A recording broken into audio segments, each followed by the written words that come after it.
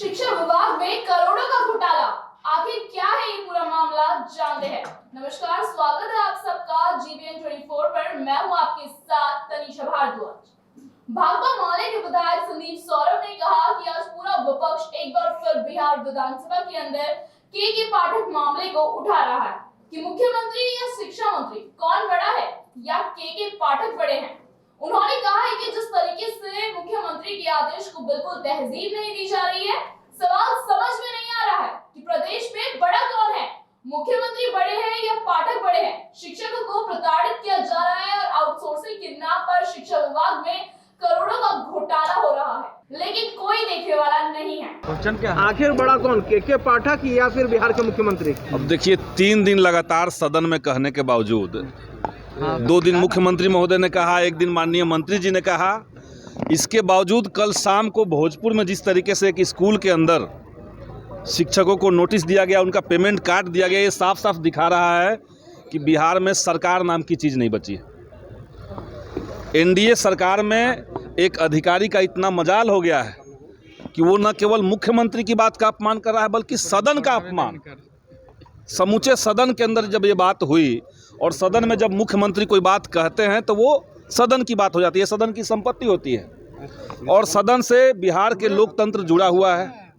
तो सारे लोगों का अपमान शिक्षा विभाग के एक अधिकारी कर रहे हैं और हम मुख्यमंत्री जी को भी कहना चाहेंगे कि आप जिस तरीके से उनको ईमानदार घोषित कर रहे हैं, सच्चाई वो नहीं है, बल्कि शिक्षा विभाग के भीतर पिछले कई महीनों के अंदर अगर देखा जाए तो बड़े पैमाने पर भ्रष्टाचार हुआ है। और हम ये बात बार बार कर रहे हैं, सदन के अंदर हमने सवाल उठाया है, हमने कहा है कि बिहार के सभी जिलों में जिस तरीके से स्कूलों के अंदर शैक्षणिक और गैर शैक्षणिक पदों पर बहाली के लिए आउटसोर्सिंग एजेंसियों को बगैर किसी टेंडर का ठेका दिया गया, बिना किसी टेंडर का, वो साफ साफ भ्रष्टाचार है। और उसकी अगर समुचित जांच हो जाए तो मुख्यमंत्री का के पाठक को लेकर के जो अवधारणा है वो बदल जाएगा। एक सवाल है, आज फैसला हो जाएगा सदन में? आज सदन में हम लोग फिर से बात कहेंगे, क्योंकि ये मुख्यमंत्री का केवल अपमान की बात नहीं है। जब आपने कह दिया कि 9:45 तक टीचर को आना है और आप 9:05 में स्कूल में पहुंच जा रहे हैं और 9:05 में स्कूल में पहुंच करके आप सीधे सीधे टीचर्स के ऊपर कार्रवाई कर रहे हैं, तो ये समूचे सदन का अपमान है। तो आज पूरा विपक्ष हम लोग एकजुट होकर के सरकार से ये सवाल करेंगे कि आप ही बताइए, सरकार बड़ा है या कोई एक अधिकारी? यानी आज फैसला हो जाएगा? अब ये तो हम नहीं कहेंगे, हम तो कल भी कह रहे थे कि फैसला होना चाहिए, हमने परसों भी कहा कि फैसला होना चाहिए।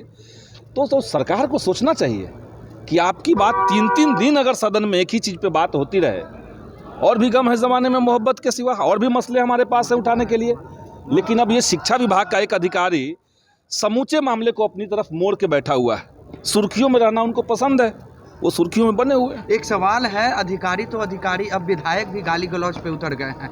गोपाल मंडल का आपने बयान सुना होगा, जिस तरीके से उन्होंने बयान दिया है। अब ये तो जदयू को समझना चाहिए। गोपाल मंडल आधा घंटा में कुछ, आधा घंटा में कुछ जो बोलते रहते हैं, तो जदयू का है कि अपना अनुशासनात्मक कार्रवाई उनको करना है तो करें, इसमें हम लोग क्या कहेंगे।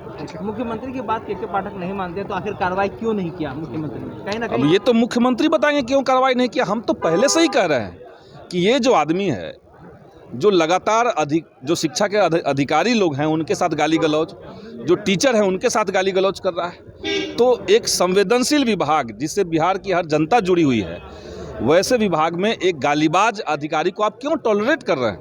ये तो हम पहले से मांग कर रहे हैं। ऐसी और खबरें देखने के लिए देखते रहिए GBN 24। धन्यवाद।